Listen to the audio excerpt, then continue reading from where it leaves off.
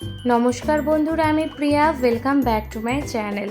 तो आज के चले एसेछि आबार एकटा रान्ना बान्ना निये। মানে আজকে যেহেতু রবিবার আর ঘরে বানাচ্ছি খাসির মাংস, তাই ভাবলাম তোমাদের সাথে একটু শেয়ার করি।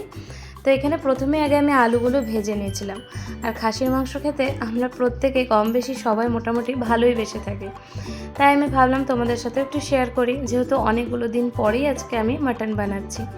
তো প্রথমে আলুগুলো ভেজে নিয়েছি, তারপরে কড়াইয়ের মধ্যে একটু সরষের তেল ফোড়ন দিয়ে গোটা গরম মশলা, এলাচ, দারচিনি, তেজপাতা ফোড়ন দিয়ে ভালো করে পেঁয়াজগুলো ভেজে নিয়েছি।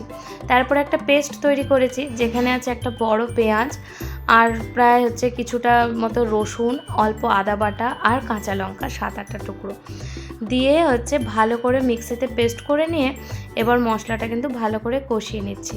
আর ওদিকে আজকে মাংসটাতে আমি দই, হলুদ, নুন আর সর্ষের তেল দিয়ে ভালো করে ম্যারিনেট করে রেখে দিয়েছি।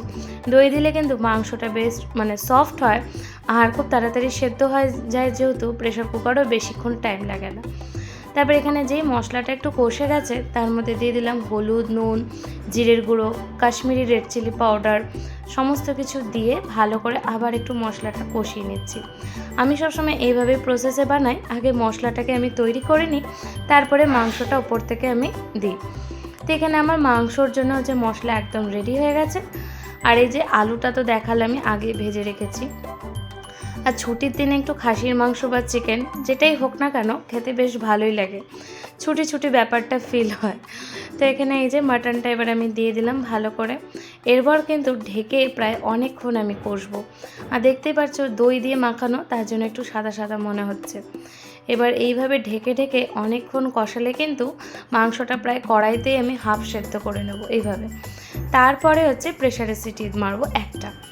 তো এখানে একদম আমার ফাইনাল হয়ে গেছে, মশলা এখানে প্রায় কষে গেছে।